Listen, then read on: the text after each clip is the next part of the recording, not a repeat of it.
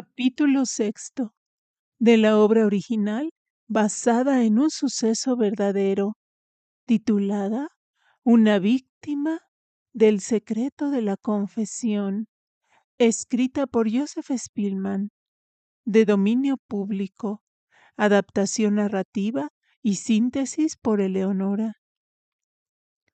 El crimen ha sido cometido. El asesino intenta calmarse debido a que el miedo se ha apoderado de él. Ahora solo queda ocultar lo sucedido y escapar. Después del crimen, tan pronto como Loser cometió el crimen y desapareció la excitación que le había producido la bebida, empezó a faltarle el ánimo y se sintió sobrecogido de la más espantosa angustia.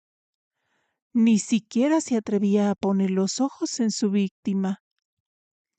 Apartando el rostro, tomó una punta del paño mortuorio y lo tendió sobre el cadáver. Luego asió el canastillo y se dispuso a huir con el fruto de su crimen. Pero se detuvo, pensando que huir durante el día habría sido una locura. Era preciso que nadie lo viera en Santa Victoria. Tenía que esperar en el monasterio a que llegara la noche. Y para esto no había lugar más a propósito que aquel en el que se hallaba. Tratando de dominarse al quedarse junto al cadáver, se consolaba pensando que no había nada que temer de los muertos, porque no creía en la inmortalidad del alma ni en la otra vida.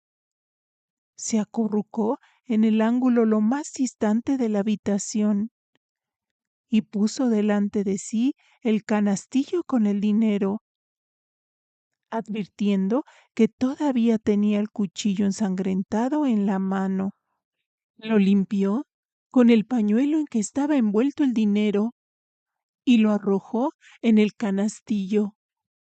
Enseguida desató el pañuelo e intentó tranquilizarse contemplando el tesoro, pero fue en vano. Cada vez más, y contra su voluntad, se le iban los ojos hacia el paño mortuorio, cuyos contornos dibujaban el cuerpo tendido que había debajo. Un hilo de sangre salía del cadáver y corriendo lentamente se iba acercando a donde él estaba. A medida que iba acercándose, aumentaba la angustia de Loser. Entonces llegó la sangre hasta una hendidura de una tabla del piso y allí se detuvo, a medio paso de él, goteando a través del suelo sobre la bóveda de piedra que había debajo.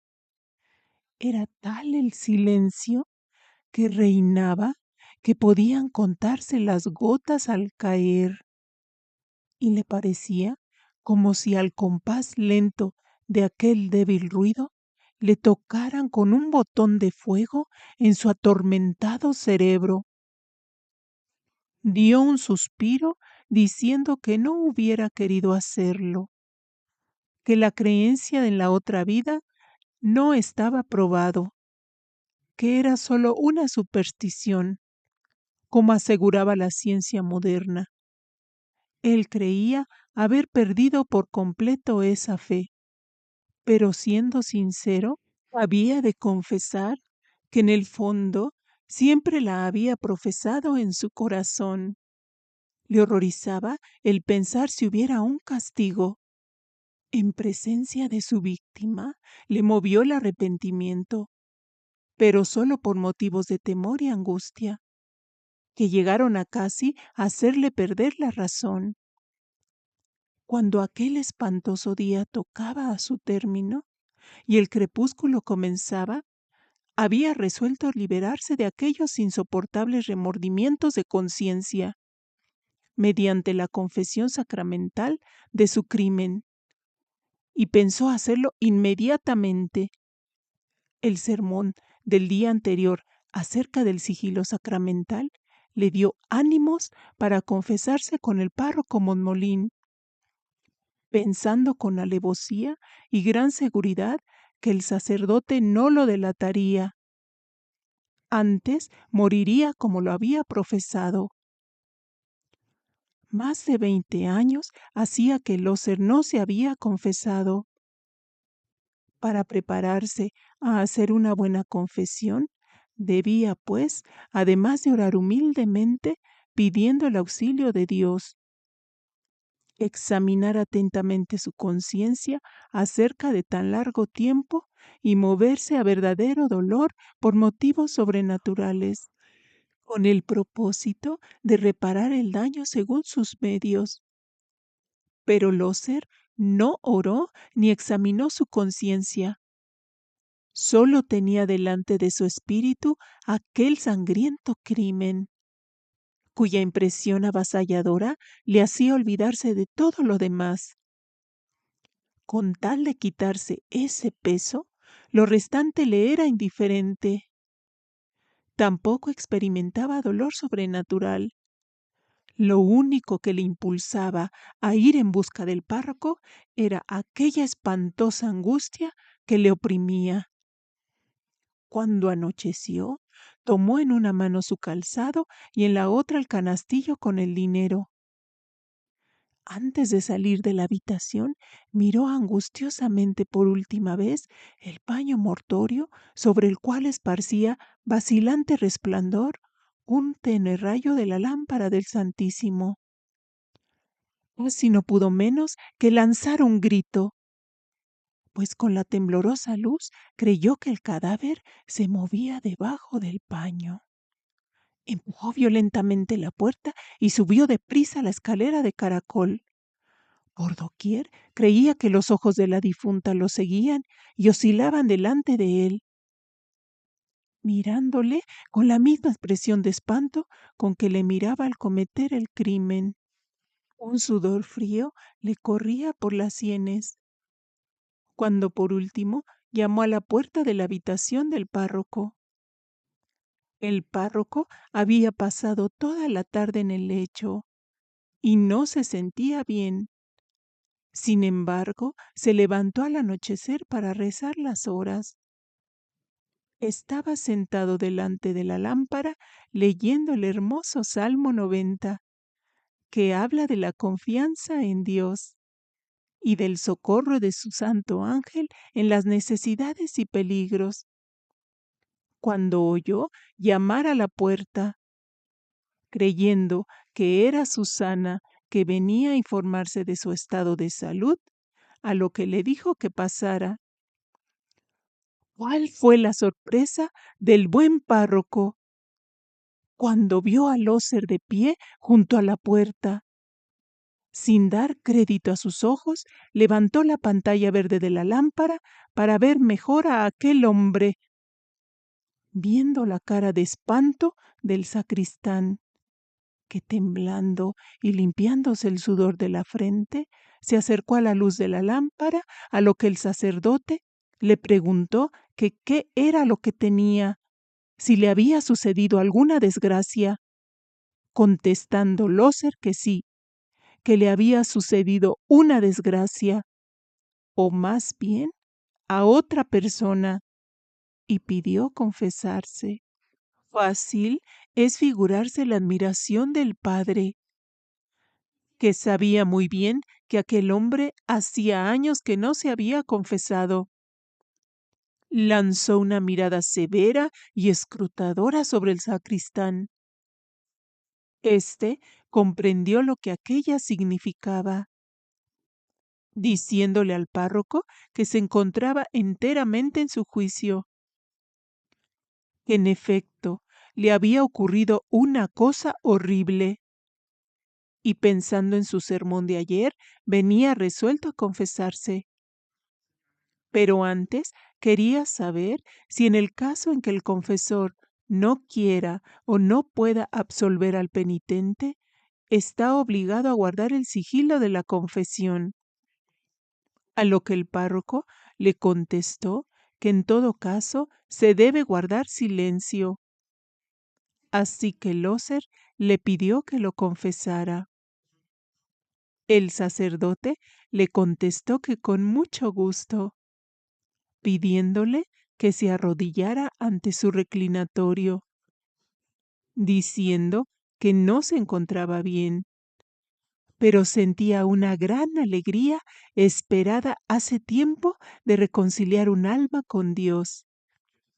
Le haría más provecho a su salud que las mejores medicinas. Pidió fervorosamente al Espíritu Santo le concediera luz y fortaleza, pues presentía que se le iba a ofrecer un asunto muy difícil. Luego se ciñó la estola y se sentó junto a Loser, que inquieto y tembloroso se había arrodillado en el reclinatorio. El párroco empezó por decirle que tuviera valor, aunque sus pecados fueran rojos como la escarlata. A lo que Loser, interrumpiéndole, dijo que sí, que eran rojos como sangre. Sentía la necesidad de decirlo porque si no, no sentía descanso. Había derramado sangre que clamaba el cielo, pidiendo venganza. Pues hoy aquí la señora Blanche estaba tendida en la habitación de la sacristía, porque la había asesinado. Su sangre la sentía ardiendo en su alma. Que le quitara el párroco ese crimen. Fácil es imaginarse la impresión que causó en el párroco esta confesión, hecha en medio de palabras inconexas, expresión de la angustia que casi hacía desvariar al criminal.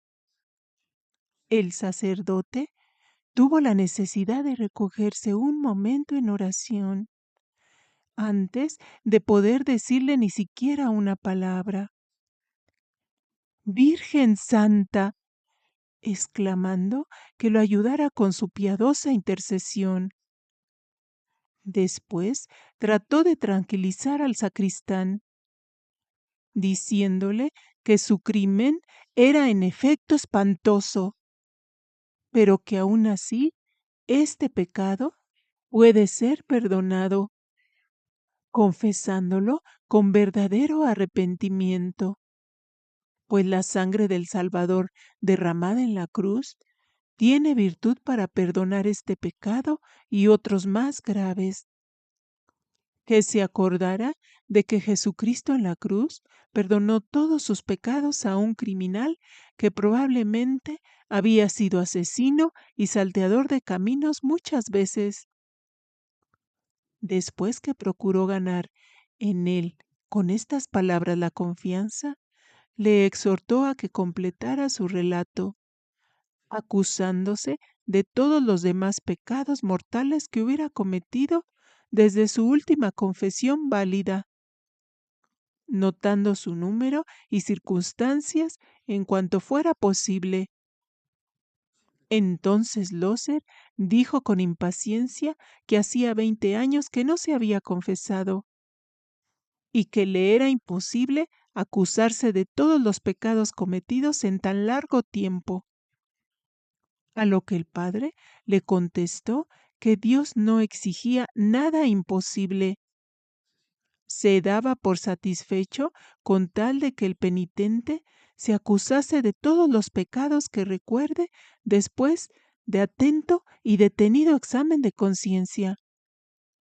Y quiso ayudarle con preguntas a hacer su examen. Loser le contestó que no había hecho examen alguno de los pecados de su vida anterior, que solo había pensado en el crimen de aquel mismo día y que se arrepentía de él, que le dijera pronto si quería o no absolverle, pues no tenía tiempo que perder y ya debería estar muy lejos de aquel lugar. Con el mayor dolor conoció el párroco por estas palabras que el penitente no tenía las disposiciones necesarias para recibir válidamente la absolución. En vista de ello, quiso instruirle que pensara en su pobre alma y no dejara incompleta la confesión que había empezado.